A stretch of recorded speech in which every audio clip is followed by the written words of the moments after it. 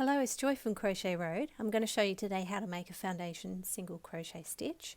I'm using the DMC Natura Just Cotton Extra Large yarn, which is a 100 gram ball.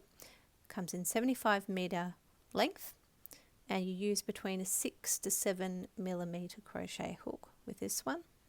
This is color number 73, and the yarn itself is physically made of 10 strands that are reasonably loosely twisted together. It's not a tightly plied yarn, and each strand of the 10 strands has a tightly twisted, you can see that tight twist there, 2 separate strands that are twisted together really tightly. So this part is quite held together, but then when you get all 10 of them together, they're only really, it's you can see it's relatively loosely twisted. So I do recommend you using a more round headed yarn hook with this yarn.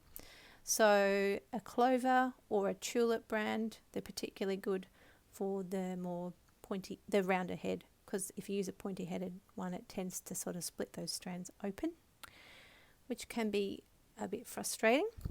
This yarn is on my little wraps per inch tool, and is 6 wraps, which makes it in the super bulky category, number 6. If you're in America and in Australia, we would, some people, I don't actually call them by this, but some people call it a 16 ply if it's a super bulky yarn. So that really has nothing to do with the physical plies as we just talked about, but yeah, that's just what we might call it if you're going by the old Australian system. So get your yarn tensioning hand ready, however you normally do that, with your loose end hanging down like this. Grab your yarn between your middle finger and your thumb, pick up your hook, place it across this area here, and then just twist your yarn around your hook.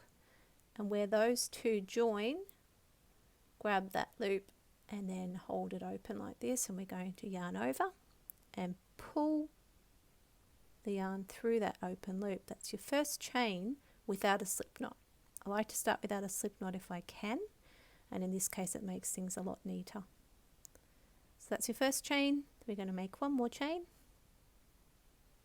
and then we're going to work into the first chain that we made. So place your hook in the chain, yarn over, draw up a loop, and this is the vital step we need to remember each time. You yarn over and make a chain of 1, not too tight. Now as you can see on the side, your chain 1 has 2 loops, front loop and a back loop to the chain. I'm going to mark that with a light blue stitch marker under both the front and the back loop, so that we can work into that easily and find it again, because that can be the toughest part of making foundation stitches, is finding where you need to make your next stitch. Then you finish the single crochet part, which is yarn over and pull through both those loops that are on your hook. So now you can see you've made your first V of your first single crochet. So I am going to also mark that one just to make things easier. So mark your front and back loop of that as well. And then you know when you get to the end of this row that that is the last stitch. Now as you can see, my first chain is a little bit gapey. See that? So I'm just going to tug on the loose end and tighten that up. It looks a little bit of a mess at the moment, but you will be able to read this once you've practiced it. It is something that took quite a bit of practice for me to get the hang of. But if you do your marking and you diligently study the look of how it actually looks on the bottom, which is your chain side, foundation chain, technically that's your foundation chain you're doing, and then you're doing the single crochet at the same time. So that's your foundation, your single crochet side. Okay, so let's do your next stitch. So you place your hook under both loops. You can either leave the hook in position, the stitch marker in position, or you can take it out, which I generally do. It's a little bit tight sometimes to leave it in, and it wants to come out. And then we'll take it out. Then you chain one, which is that part that we mustn't forget each time. And to help you not forget it, you could just keep marking it. Mark the chain you've just made, the front loop and the back loop. Again, this yarn's a bit splitty, so it doesn't really like to be marked. Front loop and back loop are marked. Place that stitch marker in place. You've got 2 loops left on your hook. Now complete the single crochet part of this stitch, which is a yarn over, and pull through 2. So there's your second single crochet stitch. So number 1 and number 2.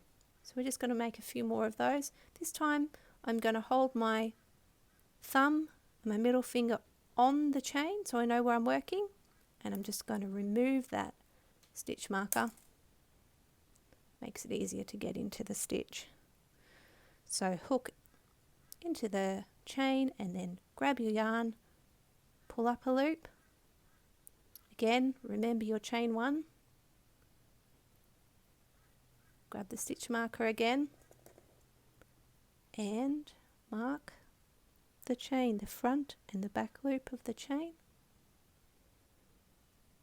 So it's a bit fiddly, but it's great to practice with a heavier weight yarn like this one. And then let's finish that foundation single crochet stitch off with the yarn over and pull through 2.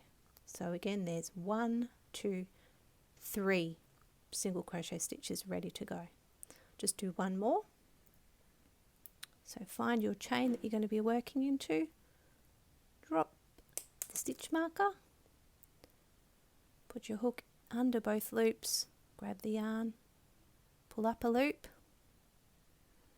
yarn over, chain 1,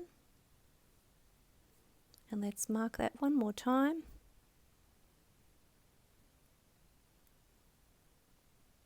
Chain is marked. 2 loops left on your hook, yarn over and pull through those 2. Now as you can see, we are working from left to right, which is the opposite way a right-hander would normally crochet. However, we are working the foundation chain row, which is the underside of your work, at the same time as working the first row of single crochet, which we've marked with this pink, the first stitch with the pink stitch marker. So that's why we're working from left to right in this instance. And then to work back into the first row of stitches, instead of turning your work, you literally just flip it up like this, and then do your turning chain, for instance a chain of 1 if you're doing a single crochet row, and then place your hook under the first 2 loops of the first stitch to work into that one, and work along as usual. So I hope this video has been helpful, and it's something that you can add to your toolkit to help you make more professional crochet. Thanks for watching. Bye for now.